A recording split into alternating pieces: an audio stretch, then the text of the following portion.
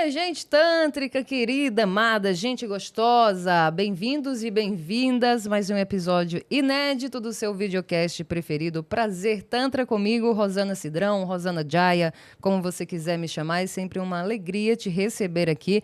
Já te lembrando, se você ainda não é inscrita neste canal, por gentileza, aperte o botãozinho aí abaixo, inscreva-se para receber os nossos conteúdos, até porque daqui para frente, cada vez mais teremos conteúdos aqui neste canal, porque este canal, não sei se você já sabe, né, mas precisamos nos acostumar com a ideia de que este canal não é mais um podcast apenas. Este podcast, Prazer Tantra, é apenas um dos programas de um canal muito maior, que agora é a Prazer TV. Então, toda terça-feira, dentro da Prazer TV, às 20 horas, você tem o programa, o podcast Prazer Tantra. Mas, por exemplo, às quartas-feiras, às 19h30, a gente tem o programa Foca no Prazer com o terapeuta Bruno Lima. Já começou, já estreou, tá bom? Já estreou também o Tantra na Tailândia com o Brahmananda. Tivemos o primeiro episódio sexta-feira passada. E quinta-feira agora teremos a estreia de mais um programa da Prazer TV, que é o Diário de um Tântrica, com o Tiago Goulart, que já está com episódios gravados. E a gente vai começar a soltar alguns cortes lá no nosso Instagram. Então segue lá, @prazer_tantra e @canal Prazer TV no Instagram e demais redes sociais, tudo aparecendo aí na tela. Dá uma olhadinha no nosso site também. E, além de tudo, gente, eu tenho uma outra novidade para contar, que meu irmãozinho Roche, lá de Portugal, Felipe Graneman, deu uma ideia esses dias. Eu fiquei meio assim, mas depois eu pensei, cara, é verdade, né? Uma das ideias de monetização do canal que ele viu por aí, disse que tá todo mundo fazendo em podcast e tal, a galera libera o Pix, né? Libera o Pix é ótimo, fica uma coisa assim, dá pra fazer um trocadilho, né? Mas entendeu? Ele libera o Pix aí na tela para vocês. E quem quiser faz a sua contribuição para manter o canal. Então eu fiquei meio com o pé atrás, né? Porque eu não gosto de pedir nada para ninguém, mas não deixar o orgulho de lado, porque isso é coisa do ego, a gente sabe disso, né? Então, em algum lugar na tela, a partir de hoje, vai aparecer um QR Code, um número de Pix, um e-mail, não sabemos ainda, mas vai estar aparecendo aqui agora enquanto eu estou falando.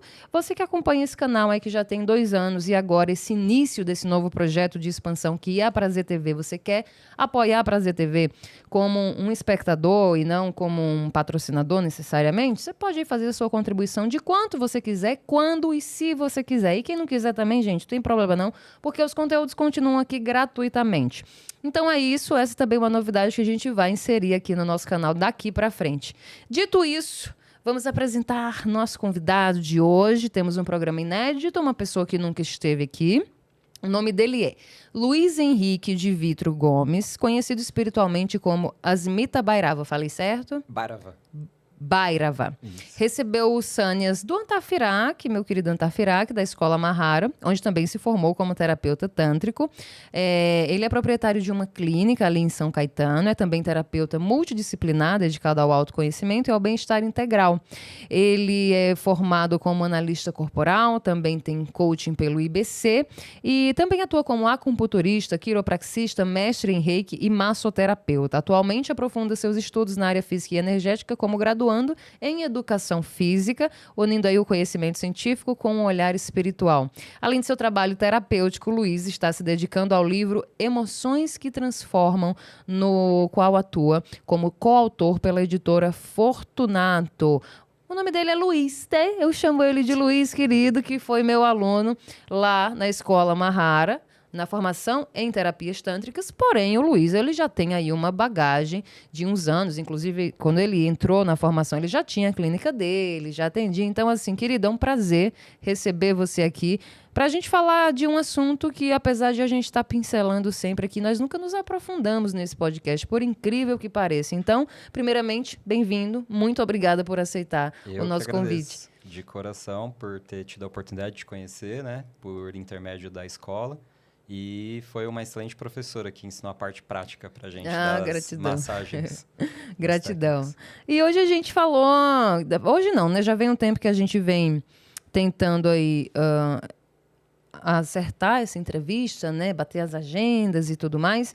Mas desde o começo a gente fala sobre você trazer o tema da psicologia corporal e os traços de caráter, especialmente, né? A gente fala aqui muito de Reich. Quem acompanha o canal desde o começo já ouviu a gente falar muito de Reich aqui, né? A maioria dos terapeutas que vêm, que são do Tantra, eles citam, mas Reich diz isso, Reich diz aquilo. Tá. Então eu quero que você comece do comecinho, assim, primeiramente falando da importância de a gente dar atenção ao nosso corpo. Porque eu sinto assim, Luiz, que até anos atrás ainda se batia muito na tecla da necessidade de fazer uma terapia, né? Mas focando numa psicoterapia, numa análise, né? E mais pela abordagem da psicanálise. Tudo muito aqui no mental, que realmente é importante, né? Mas eu acho, Luiz, posso estar enganada, você atende presencialmente mais do que eu, e com outros tipos de terapia também, então eu quero a sua visão, mas eu sinto que as pessoas ainda negligenciam a importância de trabalhar o corpo em terapia também, e não só a cabeça. Você sente isso? Exatamente. Acontece essa negligência e justamente os nossos traumas mais profundos, né, inconscientes inclusive, a gente precisa fazer um estudo e um aprofundamento de uma investigação no corpo mesmo, né? Por isso que o Reich ele traz esse conceito que ele acabou desvinculando do Freud justamente por causa disso, né? Ele era aluno do Freud, que o Freud seria o primeiro pesquisador no Ocidente, né? Diferentemente do Oriente, que há mais de 7.000 anos já tem essa visão, mas no Ocidente o primeiro a começar a cogitar que o nosso corpo ele não é só uma máquina que dá para você ir lá fazer uma cirurgia e trocar uma peça. E sim que existe uma mente que interfere nesse corpo.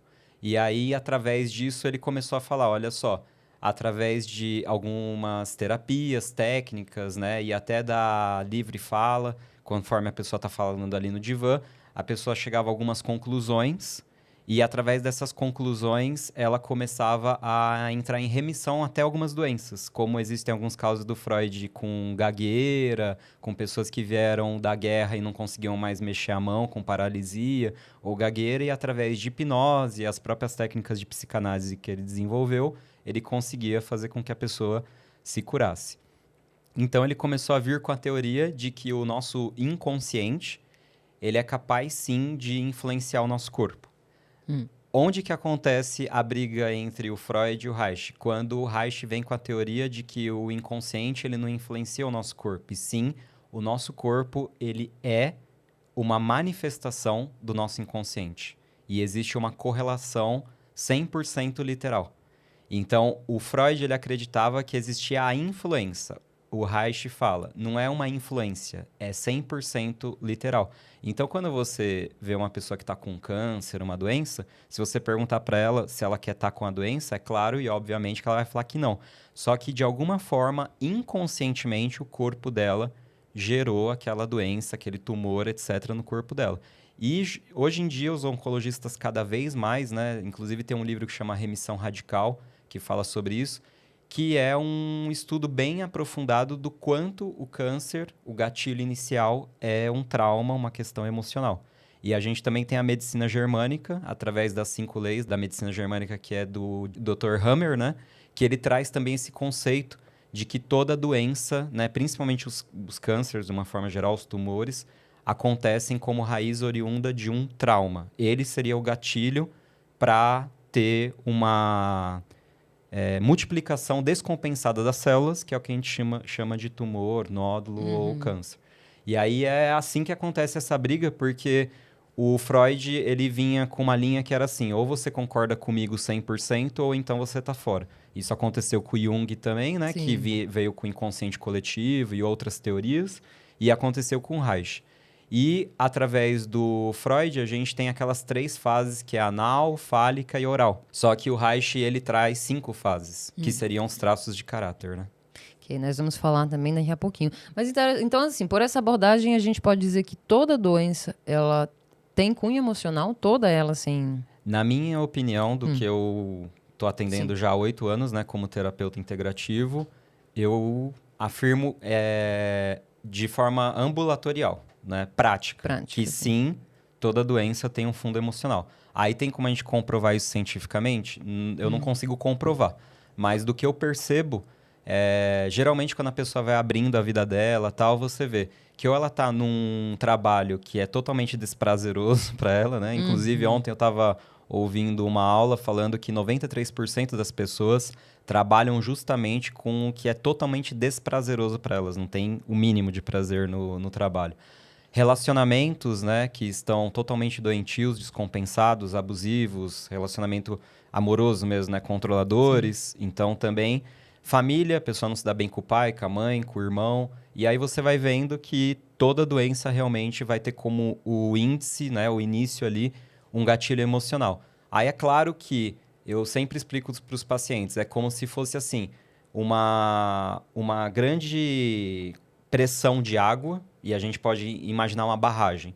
O seu corpo poderia ser uma barragem bem forte de concreto, que é quando você se exercita, quando você se alimenta bem, dorme bem, mas o seu corpo ele também pode ser uma folha de papel vegetal, que você não cuida dele, você usa muito entorpecente, muita bebida alcoólica, não se exercita, etc.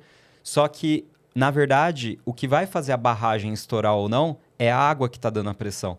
E a água é o cuidado ao nosso espírito e à nossa mente e às nossas emoções. E é por isso que tem pessoas que não cuidam nada do corpo. Você vê que a pessoa usa um monte de entorpecente, não se exercita, etc. E mesmo assim não fica doente. E tem pessoas que são veganas, não sei o quê, né? Inclusive ficam ditando regras para todo mundo em relação ao cuidado ao corpo. E sempre estão com problema de saúde, sempre estão doentes. Por quê? Porque a mente da pessoa, a parte espiritual, energética da pessoa é totalmente desequilibrada e abalada. Então não adianta ela ter a barragem lá extremamente forte de concreto e a pressão da água, que seria a parte espiritual, emocional, etc., vai fazer aquilo ser destruído. Não importa o quanto você cuide do corpo, né? Então às vezes você vê a pessoa lá no Instagram, né? Tudo bonitinho, o corpo, ó, o shape tá em dia e tal, mas que vive doente. Eu ia te perguntar exatamente isso. Digo, mas como é que explica, então, uma pessoa, né, que não faz... Você vê, o Oscar Niemeyer disse que morreu com 106, né, e fumando até o final da vida, fumou a vida inteira. E gente que nunca fumou... Eu tenho uma amiga, né, que morreu aos 33 anos, e eu fico, gente, mas Jéssica não fumava, Jéssica não bebia, juro. Não fumava, não bebia, era uma menina... Até um namorado só na vida, ela é totalmente o contrário de mim. Até um namorado só na vida ela teve. Eu digo, por quê? Né? Mas eu sei de questões e tal. Então, assim, não adianta também a pessoa... Beleza, ela cuida do corpo, ela faz academia, ela se alimenta bem, ela não sei o quê, mas as emoções estão tudo bagunçada. Mas também não adianta a pessoa, tá ali ter as emoções mais equilibradas, digamos assim, mas também no cuidar do corpo, porque qualquer coisinha que mexer com a emoção também... Vai estourar a barragem. Né? Então, assim, o ideal é ter esse equilíbrio, né? Corpo, mente, emoções, para poder ter essa fortaleza mesmo, né? Você tem algum exemplo, assim, mais prático? Tipo, essa doença X geralmente está relacionada a esse gatilho, a essa emoção? Exatamente é o que a gente aprende e estuda no alinhamento biossistêmico, que é... Devido às 5 leis biológicas do Dr. Hammer, ele fala exatamente qual é o trauma que está correlacionado a determinada doença. Ele fez isso de uma forma profunda e científica, diferentemente, por exemplo, da Louise Hay, que tem aquele livro lá, Você Pode Curar a Sua Vida. Sim. Que é um estudo mais... que foi através de investigação dela mesmo em relação a atendimentos. O Dr. Hammer, por ser médico, né? Então, ele trouxe realmente uma questão mais científica de estudo, tanto que todos os estudos dele foram queimados, né? A tese de doutorado dele, etc. E ele teve que ser exilado na Espanha, porque ele estava sendo perseguido e tudo mais na Alemanha. Como sempre acontece, né? Mas o caso dele é um caso desse gatilho mesmo, que toda a questão dele começou quando o filho dele morreu num assassinato.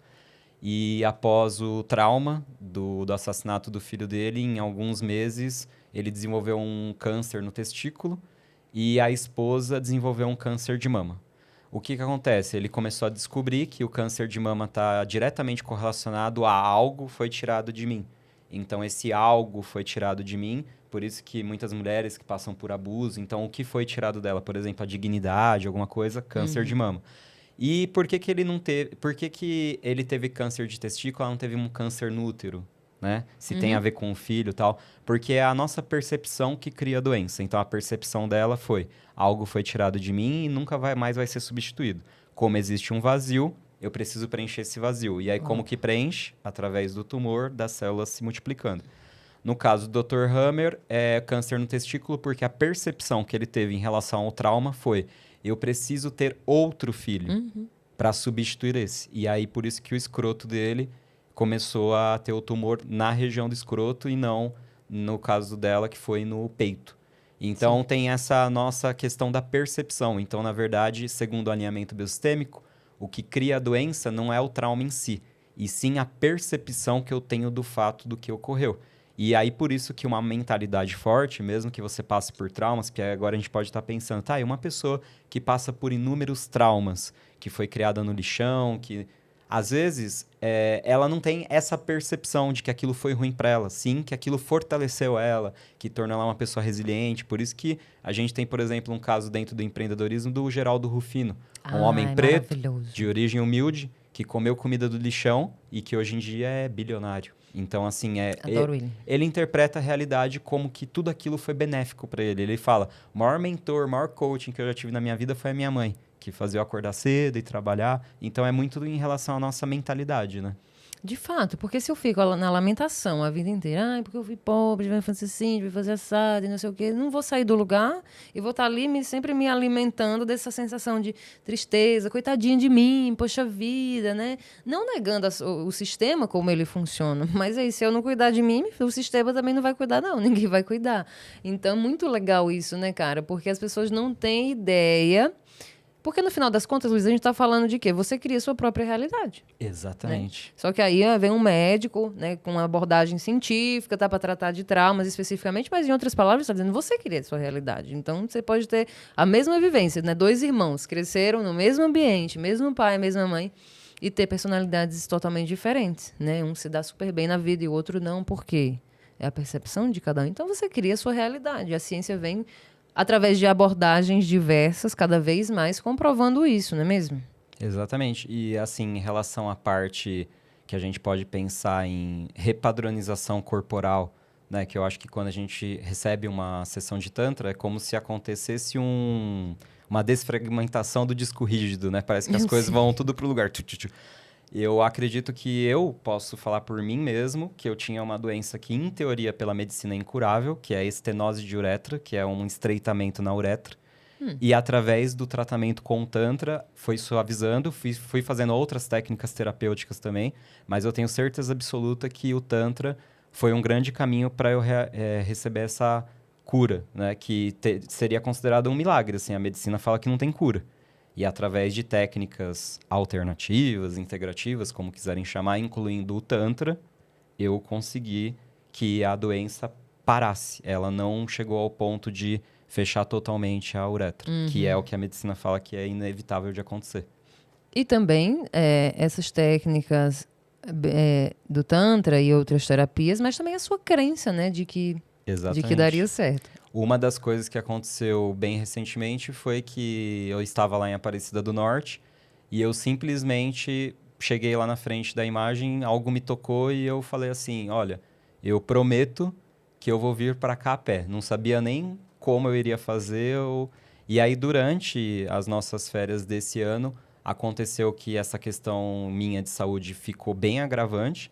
E depois que ela ficou assim, chegou no limite. E eu fiz uma escolha própria minha, de não me medicar, não ir em pronto-socorro, etc., ao ponto de urinar saindo gotinha, de tanto que a uretra fechou, ela começou a ir abrindo novamente. Eu fiz a promessa antes de acontecer a graça. Eu acho que isso é uma coisa que cooperou bastante.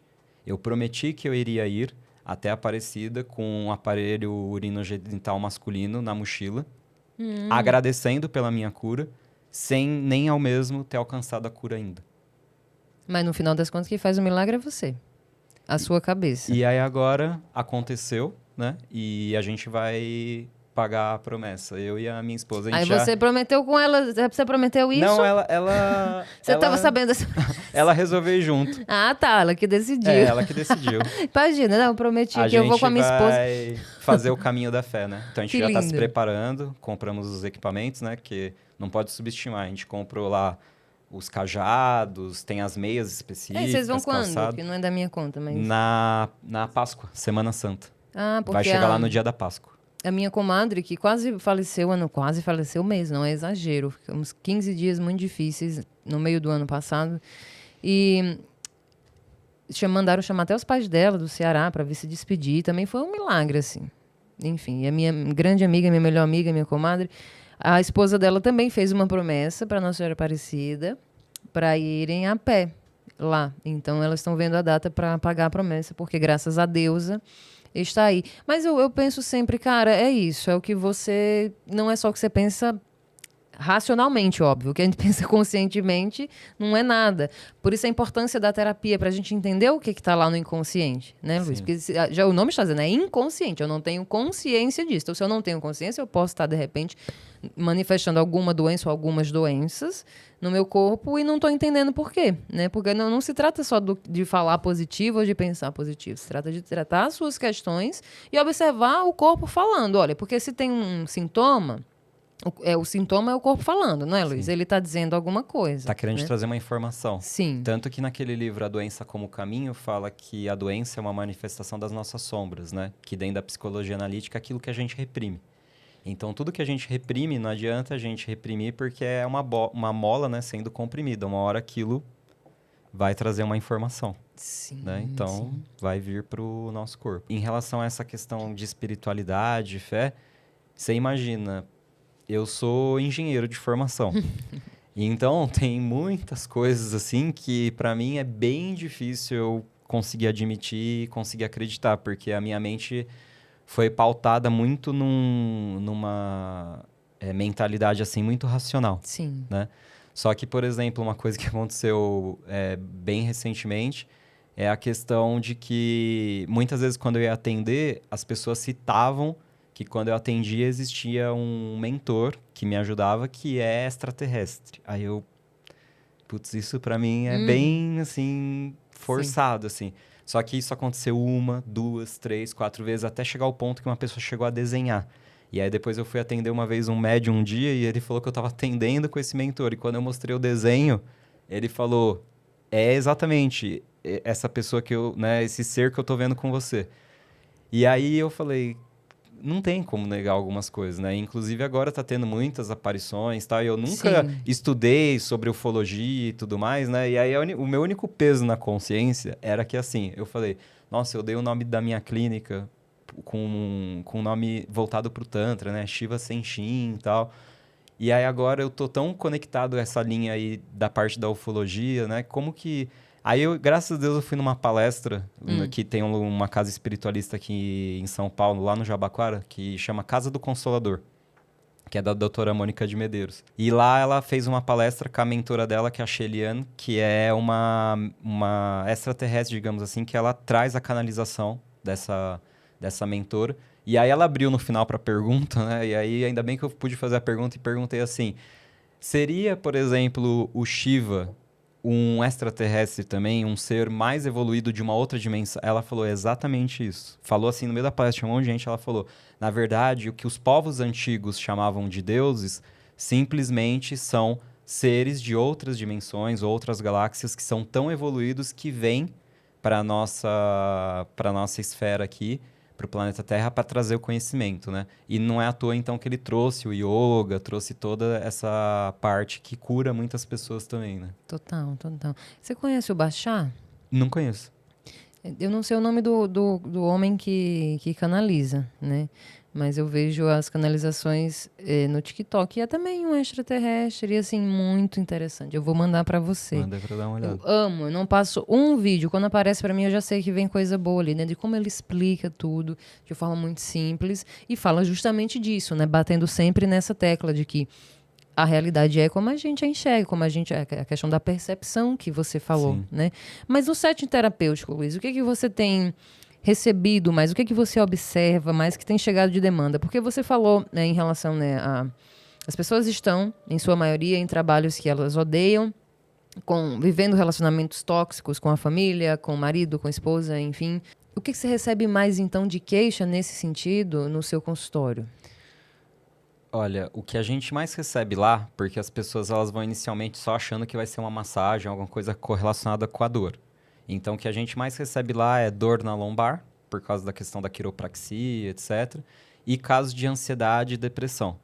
Eu sinto, assim, muito lá na clínica que o Tantra ele é um caminho que a pessoa tem que estar bem preparada e bem decidida. Porque eu acredito que a gente encontra realmente as nossas sombras mais profundas.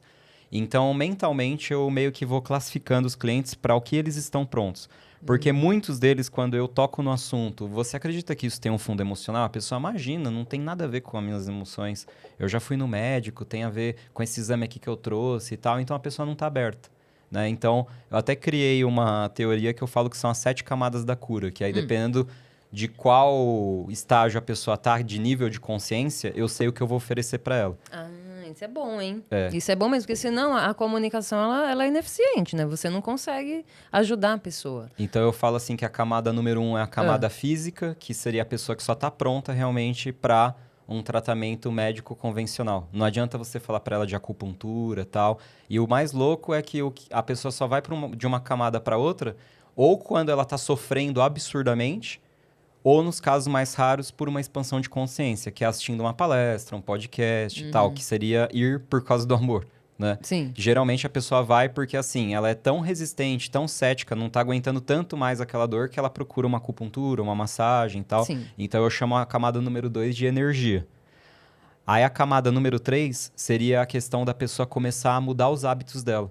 Porque não adianta você fazer acupuntura pro resto da vida, quiropraxia pro resto da vida, e você não mudar os seus hábitos, dormir torto, não se alimentar bem, não dormir direito, que é o que a gente estava comentando, né? A camada número 4, eu falo que tem a ver com a nossa identidade. Seria eu me conhecer, eu saber quem eu sou.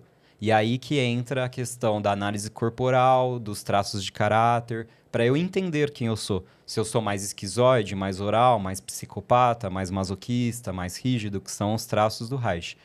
Aí depois disso vem a camada da mudança de percepção, que eu acredito que essas mudanças de percepções, elas vêm justamente com constelação familiar, ayahuasca, a pessoa se retirar num retiro, fazer um vipassana, fazer um caminho da fé, que muda muitas percepções na cabeça da pessoa, a pessoa tem muitos insights. E aí depois disso a gente vai para a camada número 6, que é o propósito, que uma vez que eu sei quem eu sou e tirei todos os bloqueios que podem me impedir de concluir a minha missão, vem a minha missão, né? E, inclusive tem a ver até com aquela pirâmide de Maslow, que a pessoa num primeiro momento tá só na sobrevivência, ela nem se preocupa com missão espiritual, com legado, nada, que é o propósito. E aí no propósito eu aplico as técnicas de coaching, de traçar objetivos e tudo mais. E lá na última camada, que é a camada número 7, que eu coloquei o Tantra, que eu falo que é a plenitude. Então, para a pessoa querer acessar a plenitude, ela também vai ter que acessar os maiores traumas, os maiores demônios e sombras dela, né? Porque é realmente uma terapia que você vai fazer nu. E eu falo que esse nu não é só no sentido literal, de ter que se despir. É nu de você ficar nu de frente para você mesmo, né? Você vê realmente a sua sombra, né? E eu acho que é isso que o Tantra promove. Exato. Eu digo que a questão da nudez do corpo físico do Tantra é o de menos, querido. Quando você se vê lá chorando em posição fetal, aí, mesmo vestido, né? Mesmo de roupa, aí que você vê, caramba, como eu tô exposto aqui, porque vem tudo à tona. Mas vamos falar um pouquinho dos traços, então, de caráter, para o pessoal entender, enfim. Entender não, assim, né? Ter uma base, porque é muito complexo, né, gente? A formação mesmo, né, em análise corporal haitiana, ela é extensa, e enfim. Você atende com a vegetoterapia, não? Não. Na verdade, eu já cheguei a estudar psicologia biodinâmica, que é de uma terapeuta, acho que é norueguesa, se eu não me engano, que é a Gerda Boysen. E ela criou alguns toques e algumas massagens. Você já tinha ouvido falar dessa linha? Não. Que ela faz com um estetoscópio eletrônico no intestino. Então, ela vai fazendo a massagem e pelo som, o ruído do intestino, ela sabe se a pessoa está acessando um estado mais alterado de consciência, mais calmo. Gente. Porque o intestino, né, tem toda aquela teoria de que é o nosso segundo cérebro e tudo total. mais.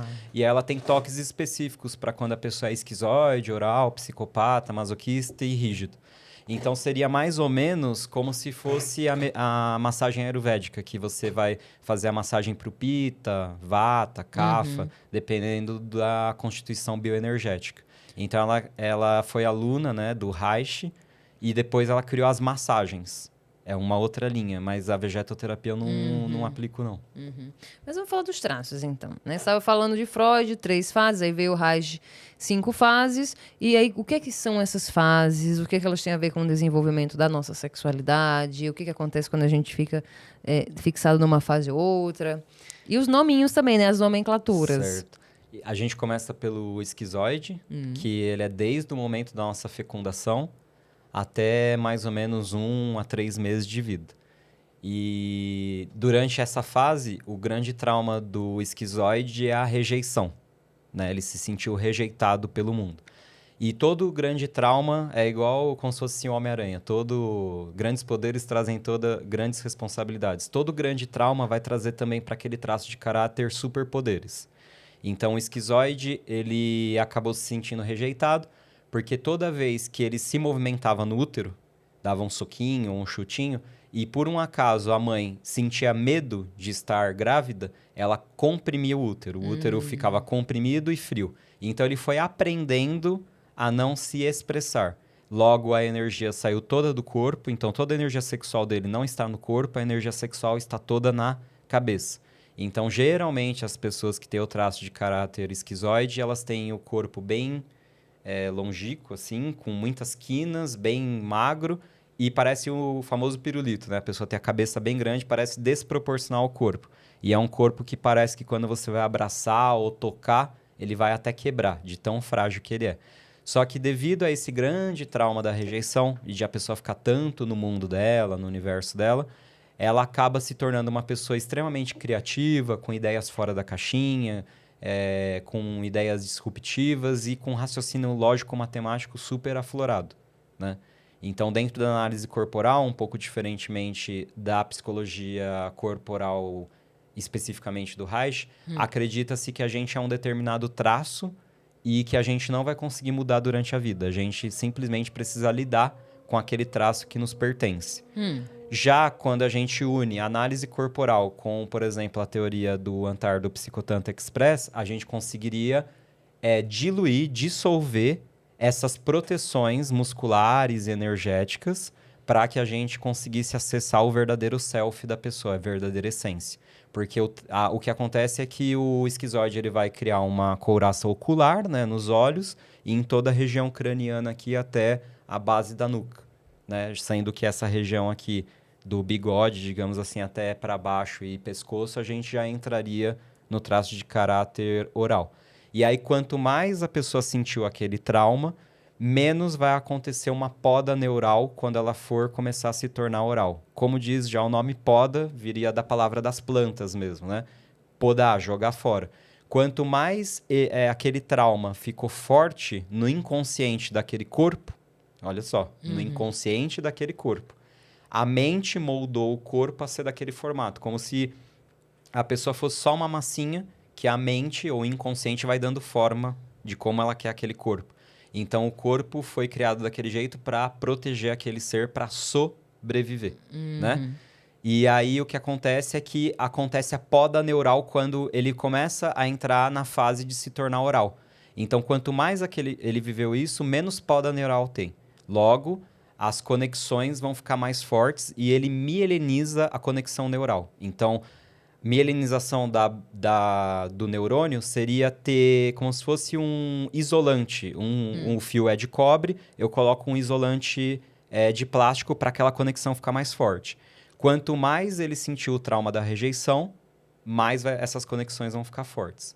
Aí depois começa a vir a formação do traço oral. Mas espera aí, ainda nesse esquizoide, a questão você falou até 3 meses ali, mais ou menos. Isso. A questão da amamentação não entra ainda, a partir da fase entra oral. um pouquinho, por isso que lá na Mahara o Antar fala daquela questão de que quanto menos, quando a mãe está amamentando, acontece uma conexão de olho no olho, Sim. mais esquizoide também ele vai ser. Ele continua achando que ele está sendo rejeitado. Interessante. E como é que você trabalha, por exemplo, um corpo esquizoide no setting terapêutico? Com essa abordagem, com a sua abordagem, né? Independente. Aí, na minha abordagem, eu vou misturar a análise corporal, que seria o Corpo Explica, com o que a gente aprende no Mahara, que é o Psicotantra Express. Eu junto isso porque aí eu consigo fazer todos os meus atendimentos 100% online. Ó, só que da hora. Aí eu gero o gráfico para a pessoa, de quantos por cento ela é oral, psicopata, masoquista, rígido, ela recebe esse gráfico. O quanto ela é racional ou emocional, o quanto ela é introvertida ou extrovertida. Porque, por exemplo, o esquizoide, ele é introvertido. E ele também, quando tem ideias, ele não consegue executar. Por quê? Porque ele não tem força no corpo, ele só tem força na cabeça. E ele é totalmente racional. Sim. Então, a gente vai ver, conforme a gente for estudando aqui os traços, que isso vai variando, né? Uhum. Mas o que eu aplico com eles é eles entenderem, eles fazem toda essa mentoria comigo de frente para o espelho, realmente, geralmente só com roupa de baixo ou cueca, para eles irem dando as notas do quanto eles se enxergam como aquele traço. E depois eu dou tarefa para a semana, para eles tirarem aquele traço de caráter da dor e ir para o recurso, porque às vezes a pessoa tem o esquizoide, só que o esquizoide, ele tá, por exemplo, se isolando de todo mundo, não vai mais em festa de aniversário e tal. Só que se ele nutrir emocionalmente esse esquizoide com uma outra coisa, por exemplo, jogar online até madrugada, que já é se isolar, ele agora trocou um hábito positivo, mesmo se isolando, por um que antes era negativo. Então, eu dou uma tarefa para cada dia da semana até o próximo encontro, que aí eu começo a tratar o oral dela. E também dou todos os exercícios de dissolução de coraça. Então, eu dou o trataque, eu dou a ginástica aqui ocular, massageio. E aí eu ensino a pessoa isso. Então, eu uno o Psicotantra Express com a análise corporal. Muito bom, Luiz, muito bom. Genial, genial, adorei. Depois quero saber mais disso daí.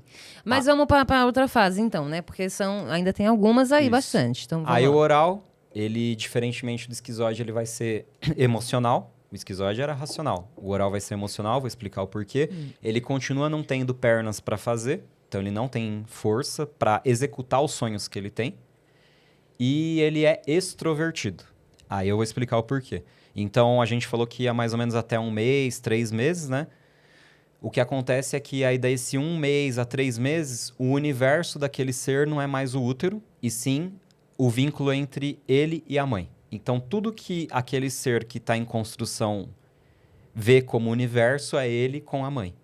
E aí, como que surge o traço de caráter oral? Toda vez que ele chorava, se a mãe ia lá e dava mamadeira, trocava roupa, não sei o quê, e mesmo assim ele não era atendido, porque às vezes ele tá chorando porque a roupa tá pinicando. Ele vira o oral do excesso. Então, o que é uma pessoa oral do excesso? A gente pode pensar como exemplo aqui o Jô Soares.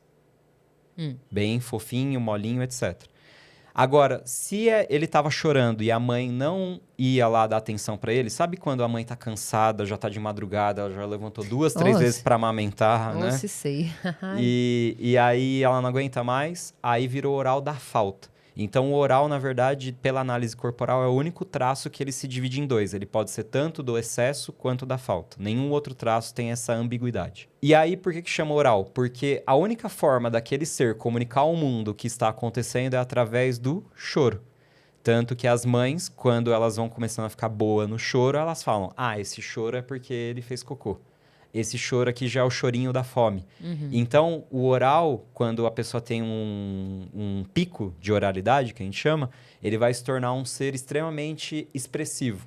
Então, ele vai ser extremamente comunicativo. Você pode ver que todo gordinho fofinho é engraçado, é piadista, quer aparecer, né? Só que ele tem aquele corpo de bebezão. Tanto que, geralmente, os joelhos do oral é para dentro, né? As pernas é para dentro, porque ele anda igual um bebê mesmo. E aí ele se torna um ser extremamente emocional. Sim. E aí, qual é a forma de ele fugir? Por exemplo, o esquizoide, quando ele está na dor, ele se isola. O oral, quando ele está na dor, a primeira coisa que ele faz é chora. Ele não para de chorar e desconta tudo na comida. Daí eu ia falar, e come, né? Exatamente. Comer, fumar, bebida, né? Tanto que uma das formas de você dar nota para a oralidade é quando a pessoa está com a boca em repouso, ela faz aquele biquinho de algo para ser colocado ali. Então, quando a gente vai analisar na análise corporal, a gente olha formato, expressão e sensação da cabeça, dos olhos, da boca, do tronco, do quadril e das pernas. Aí, com isso, a gente consegue saber o quantos por cento ela tem de cada traço. E aí, o grande trauma do oral foi o abandono. É diferente da rejeição. A rejeição é, eu nem cheguei para o mundo, não me querem. O abandono é, eu cheguei, estou aqui no mundo, só que agora que eu estou precisando de você, você não vem me ajudar. Aí então, que vem a questão da amamentação. Isso. Quando a mulher não amamenta... Abandono. Ou ele se sente abandonado também quando você dá tudo para ele, só que você não nutre o que ele estava querendo, que era, por exemplo, trocar de roupinha. Ele se sente abandonado do mesmo jeito. Sim. Por isso que é abandono oral da falta ou do excesso. Do excesso. Isso. Maravilha. E aí ele se torna um ser extremamente emotivo. Então o oral chora com facilidade e tudo mais. Sem força também para executar os sonhos, as metas. E extrovertido, que é diferente do esquizoide. E aí, como eu não dei nenhum exemplo de esquizoide, a gente pode pegar um exemplo de desenho animado mesmo. Seria o Woody do Toy Story. Aquele cabeção Sim, com o corpo é verdade. molenga. Mas de pessoa mesmo, a gente pode pensar no Mark Zuckerberg, criador da Meta e do Facebook. Você vê que ele tem a testa, cabeção, né? E sem energia no corpo. E cabeção, né? Muito inteligente. Exatamente. Tal, E ideias disruptivas, fora da caixinha. Ah, esqueci de falar o superpoder do oral. Expressividade, comunicação, né? Sensibilidade, acolhimento, né? Tudo isso são superpoderes que o oral ganhou devido a esse trauma que ele sentiu do abandono. Você falou do oral gordinho, mas o oral pode ser magrinho também. Pode ser o magrinho fofinho, que é diferente do esquizoide, que é casquinas, magricelão. É aquele pessoa que você olha assim pra ela, ela é magra, mas parece que ela emagreceu, porque ela é fofinha. Ela não tem tônus muscular. Falsa magra, né? Falsa magra. E aí, o próximo. Vamos prestar atenção, gente, que é pra você saber aí mais ou menos onde é que você se encaixa, porque já é um caminho, né? Pra você dizer, opa, Sim. agora eu tô me conhecendo. Mas assim, todo mundo passa por todas as fases, né, gente? É bem importante. Mas todos nós temos os 5 traços. Os 5 traços, né? Que é como se fosse o divertidamente, os 5 bonequinhos ali dentro. Só que quem fica mais na mesa de controle dando as coordenadas é quem você tem mais percentual. Então é isso, você observa, todo mundo tem todos, mas você vai ter aquele ali que é o carro-chefe, né, da vida inteira. E aí, só pra gente se situar, esquizoide, boneco de palito, oral, quanto mais formas redondas você tiver no seu corpo, mais oral você é. Não importa se você é magro ou não, mais arredondado o rosto, barriga, braços, pernas, por aí vai. Certo. Esquizoide, oral, e agora? Psicopata.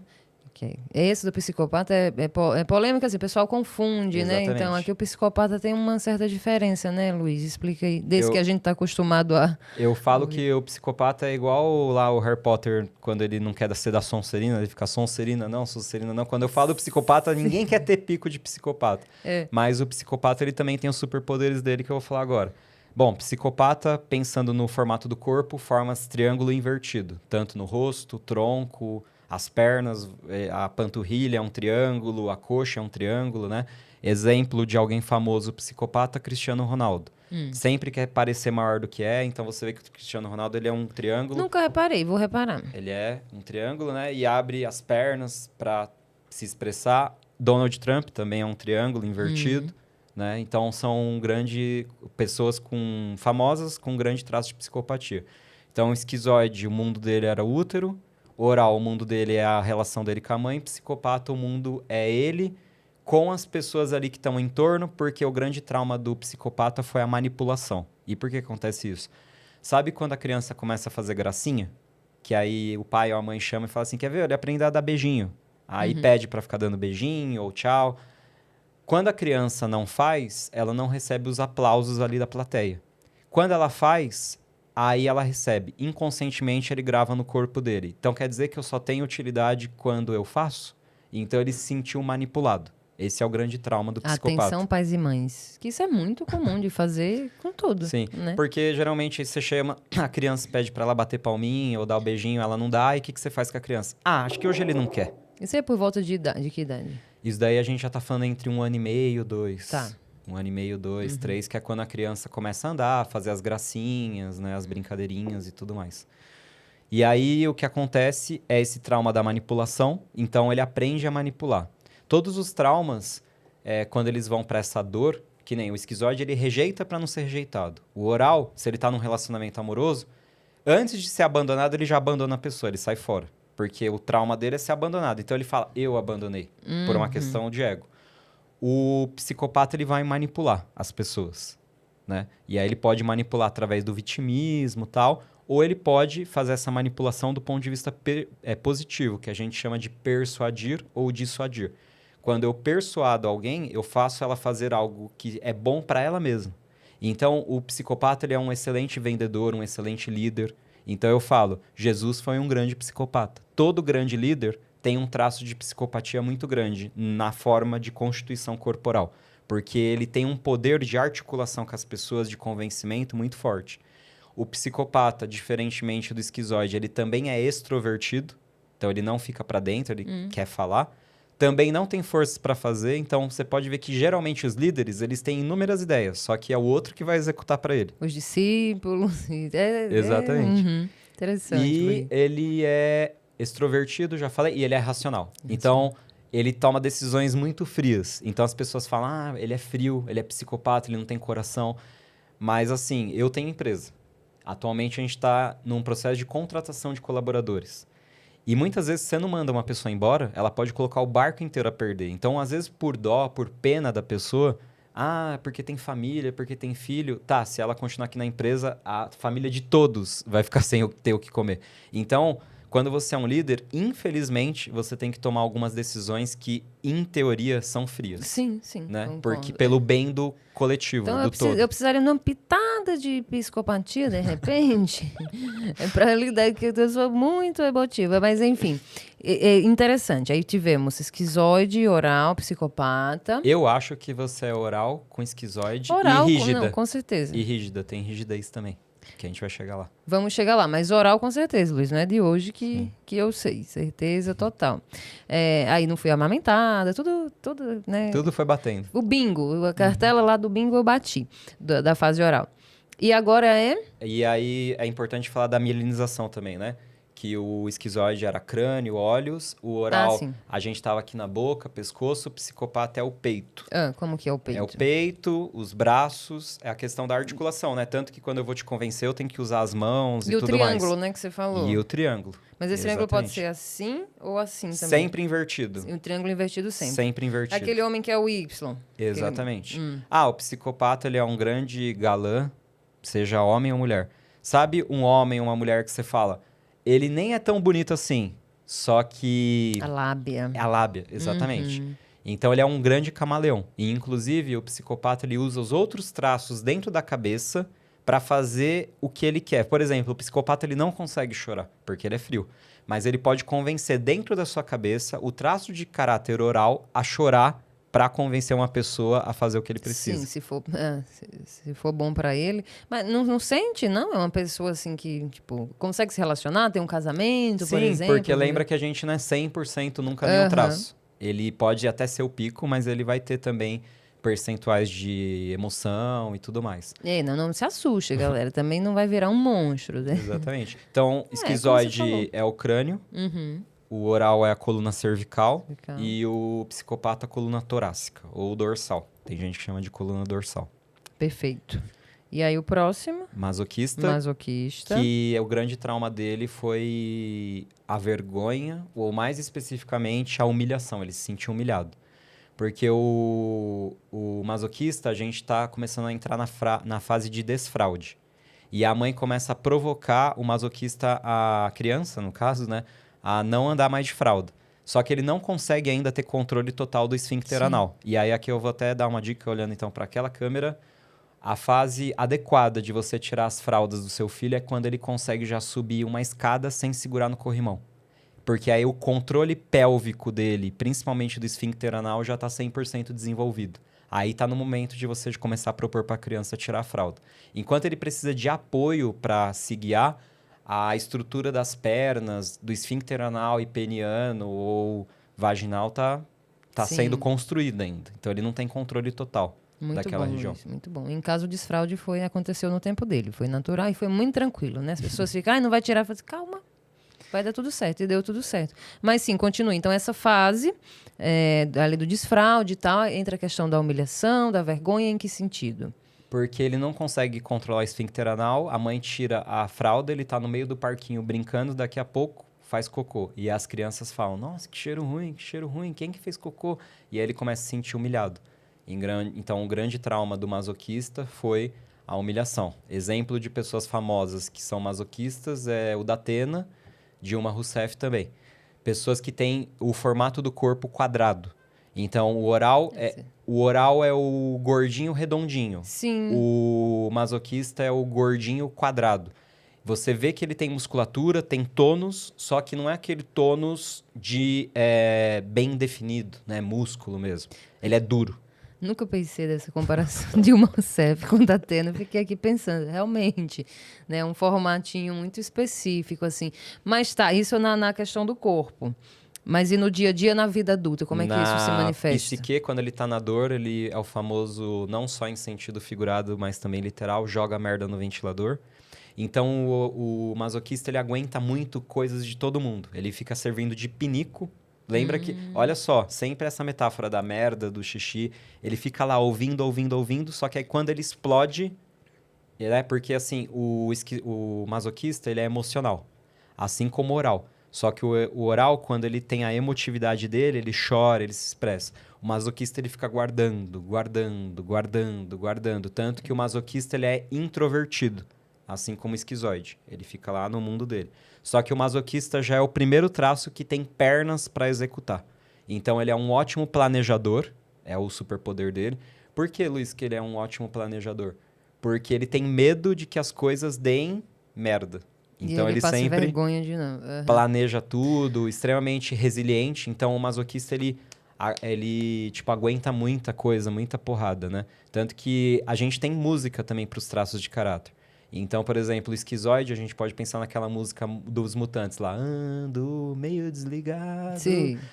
Do oral, a gente pode pensar do Sozinho, do Peninha, que ficou famoso na voz do Caetano Veloso, que é às vezes no silêncio. Ele é todo emotivo e tal, né? O psicopata tem aquela música lá que fala do Wesley Safadão, que fala que ele é 1% anjo lá. Né? Ele namora todo mundo, mas aí no final... É 1% vagabundo, é uma coisa assim. 1% vagabundo, tal, porque ele tem a lábia e tal. E do masoquista, a gente tem aquela música do Cidade Negra, que é Você Não Sabe o Quanto Eu Caminhei pra chegar até aqui. Porque ele aguenta, fica aguentando, suportando as coisas até explodir. Mas o masoquista nessa abordagem, na cama, seria necessariamente uma pessoa que gosta de apanhar e uma pessoa que tem fetiche de cocô, essas coisas, e fezes, ou não necessariamente? Não necessariamente, mas ele tem um prazer em desafios. Porque ele quer provar que ele aguenta suportar. A tal ponto que isso pode se tornar ruim pra ele, né? Sim. Doentio. Assim. Por exemplo, eu não vou terminar esse relacionamento. Eu não admito que meu casamento acabou. E aí ele fica perdurando isso. Ou mantém um emprego porque eu não vou pedir as contas. Eu não, jamais. Aí ele fica... E aí é o que eu tô falando. Às vezes a pessoa não tem pico de masoquismo, mas o masoquista dela tá na dor. Então é como se fossem os bonequinhos lá do Divertidamente. Aquele fractal da mente da pessoa tá na dor. Entendi. Quanto mais fractais tiver desses 5, mais a pessoa pode estar tão doente ao ponto até mesmo de surgir uma doença no corpo. E aí temos o último traço. Que é o rígido. O rígido. O rígido, em vez de ele ter os formatos, né, quadrado, redondo, etc., ele é totalmente harmônico. Então, quanto mais bem distribuído o rosto, formato violão, etc., mais atrativo e harmonioso é. E como que surgiu o trauma dele? O grande trauma dele é a traição. Porque dentro da parte mitológica, a gente tem o triângulo de Édipo para os homens e o triângulo de Electra para as mulheres. Então, para um menino, por exemplo, a mãe deitava, contava historinha na cama, tal, dava um beijinho na testa e falava, você é o príncipe da mamãe. Só que ela ia dormir com quem?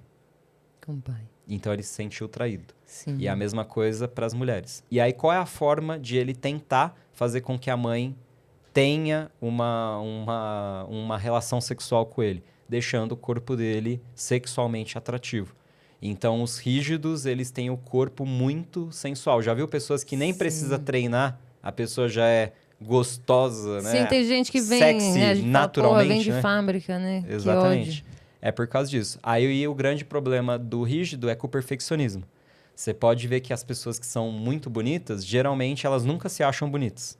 Então, por mais que ela esteja bonita, ela faz mais tratamento estético, arruma mais plástica no nariz, ela nunca acha que tá suficiente. Tô com meu botox marcado, menino. Marquei. E aí o rígido, ele é racional, ele triangula, né? Muitas vezes essa traição acontece não só no relacionamento amoroso, como com amigos, tal, porque ele trai para não ser traído. Opa, calma lá. Não, porque ele disse que eu tinha traços orais, não sei o quê, e rigidez. Não, que eu também não... Ah, calma. Vamos conversar sobre isso, Luiz. Mas o rígido, eles têm os superpoderes dele. Eu vou falar do superpoder, então.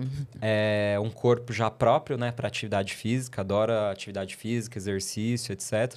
É um grande executor, assim como o masoquista. O masoquista, a gente acabou não falando da mielinização, que é a parte ali da parte de trás do bumbum ali do quadril. A gente poderia pensar na coluna lombar. Já o rígido já é a parte pélvica mesmo, principalmente a parte genital, né? Que seria... se dá como... Que seria... Desculpa, não entendi. Não, seria o genital, como é que a gente visualiza, então, de um corpo rígido? Não, eu digo que assim, seria? Que a parte que está formando ali da coluna mesmo. O esquizoide era o crânio, o oral era o pescoço, o psicopata a coluna torácica, o masoquista a coluna lombar e o rígido que está formando é a pelve dele. Sim. Todas conexões nervosas e mielinização da pelve. Por isso que é o órgão genital. Ele começa também a perceber lá para os 3 anos e meio, 5 até 7, dependendo da criança, que ele tem pipi, às vezes a mãe não tem, e aí ele começa, por que uns têm e tal, que até dentro da psicanálise a gente fala da questão da castração, né? A criança começa a perceber o órgão genital em um e no outro não tem e tudo mais. Mas o rígido tem essa questão da proatividade, ele gosta de ser o centro das atenções, de receber palco, louvores, etc. Só que a grande dor dele é que ele triangula tudo. Então ele vai, por exemplo, começar um projeto de empreendedorismo. Ele não larga o trabalho dele, porque ele tem medo. Então ele está sempre num triângulo. Ele trabalha aqui, mas trabalha aqui também. E o rígido, ele também tem a questão de se culpar muito. Então quando ele está passeando, ele está se culpando que ele não está trabalhando. Aí quando ele está trabalhando, ele fala, putz, mas hoje lá fora tá tão sol, por que eu não tô curtindo? É um inferno a cabeça do rígido mesmo. Ao que parece, ao que tudo indica. Luiz, mas que aula, hein, meu querido? Que aula. Infelizmente, nosso tempo tá acabando. Eu queria tanto que você falasse, mas que o pessoal vai ficar aí, enfim, naquela curiosidade. Mas você tá acompanhando, se você ficou curioso, quer saber aí qual é o seu traço mais proeminente, né? Enfim, porque a partir disso, quando a gente identifica... Dá para ajustar, Luiz. Eu sou prova viva que dá para ajustar bastante coisa. Não diria tudo, não sei, né? Não sei, tudo bem, temos uma vida inteira para tentar. Mas dá para ajustar de forma que você, né, se te atrapalha muito, se te impede de andar e de viver e ter uma vida plena. Dá para fazer ajustes, sim, e ter uma vida mais funcional, mais saudável, mais prazerosa e mais feliz. Com esses ajustes que fiz, inclusive no Tantra, que o Neo-Tantra bebe da psicologia corporal. Então, a gente faz o estudo também das couraças e tudo mais, não de forma tão aprofundada como o Luiz fez, por exemplo, numa formação específica né? Mas a gente tem essa base de conhecimento porque a gente trabalha com o corpo. Então, você viu aí, depois dessa aula maravilhosa, a importância do trabalho corporal também, né? Aliado, claro, a gente nunca fala para negligenciar o acompanhamento psicoterapêutico, a psicanálise, um próprio acompanhamento psiquiátrico, se for necessário. Mas jamais negligenciar o corpo, ouvir o corpo. Né, Luiz? Vamos ouvir mais o nosso corpo, observar o nosso corpo. A terapia tântrica está aí. O Luiz é um grande terapeuta tântrico. O Luiz tem aí várias formações que eu falei no começo do episódio. Então, se você quer começar, ninguém melhor do que o Luiz, que está aqui à nossa frente, que vai deixar agora suas redes sociais, seus contatos, para quem quiser já agendar a sua sessão com você. E o melhor de tudo, Jack, é o que eu te disse, dá para fazer tudo online. Online, né? exato. Então, mesmo que você estiver assistindo e você for lá do Japão, manda o WhatsApp que a gente consegue atender, não tem problema nenhum. Muito que bem. Qual é o contato? Então, é o 11 995455262. Esse é o WhatsApp, né? Sim. 11 995455262. Se você for de outro país, mais 55 na frente, né? Instagram? Instagram é o @Shiva com SH, SHIVA, Senshin. O Senshin também é com SH. SENSHIN. Shiva Senshin, @Shiva Senshin. E o WhatsApp a gente consegue alinhar tudo e fazer o alinhamento para realizar o atendimento da pessoa. Presencial em São Caetano. Presencial somente em São Caetano do Sul, por Caetano, enquanto, mas já estamos querendo montar uma segunda unidade em Santos. Opa, vem novidade por aí, então. Segue lá nas redes sociais, manda o WhatsApp, fala que viu aqui no Prazer Tantra. E se quiser o Luiz de volta aqui, comenta aí abaixo, deixa a sua percepção do que você assimilou dessa grande aula aqui com o nosso querido Luiz. Um prazer enorme te receber. Passou rapidíssimo, não foi, menina? Nossa Senhora, não consegui falar tudo que eu gostaria. Mas a gente vem e marca, de repente, uma próxima vez ou faz outras brincadeiras aí também, né? Que você sabe que as portas estão sempre abertas. Muito obrigada mais uma vez. E é isso, gente. O Luiz também atende online. Dá um tchau pro pessoal. Tchau, tchau. Inclusive, para minha esposa que está aqui, Que está aqui sempre acompanhando, sempre apoiando. Maravilhosa. Inclusive, Gratidão. no dia a dia, eu sempre chamo ela carinhosamente de Shakti. De Shakti, porque é de fato, né? Yang, Shiva, Shakti. Por isso que as coisas dão muito certo, né? Quando tem esse equilíbrio. Que bom ver vocês crescendo, vocês expandindo. Fico muito feliz, né? Porque você faz parte do Mahara, tipo, né? Então, assim, todo aluno nosso a gente carrega no coração. Inclusive, ele consegue atender com essa metodologia exclusiva dele. A partir, né, uma das bases é o Psicotantra Express, que é um método exclusivo da escola Mahara do nosso amado Antar Firak. Então, você veja, né? A gente vai se juntando, vai somando e vai expandindo esse trabalho realmente de cura e de expansão de consciência, de amorosidade. Então, gratidão, universo, por você, pela sua vida. Gratidão a todos vocês por acompanharem mais um programa da sua Prazer TV. Esse canal que é uma Shakti, sim, não é o Prazer, é a Prazer TV, é Shakti, entendeu? Então, siga aí nas redes sociais. Lembra que a partir de agora a gente vai estar aqui tal qual aquelas pessoas que ficam no semáforo pedindo Pix. Então, aparece aí na sua tela, neste momento, algum QR Code, algum Pix. Se você quiser contribuir com este canal para nós mantermos a nossa gravação, nós vamos manter de todo jeito, né? Mas ajude para a gente continuar gravando aqui nesse estúdio maravilhoso, Estúdios Voz, aqui na Lapa, em São Paulo. E é isso. Acho que os recados são esses. A gente se vê terça-feira que vem, então, mais uma vez, às 20 horas, aqui nesse mesmo canal, com mais um episódio inédito.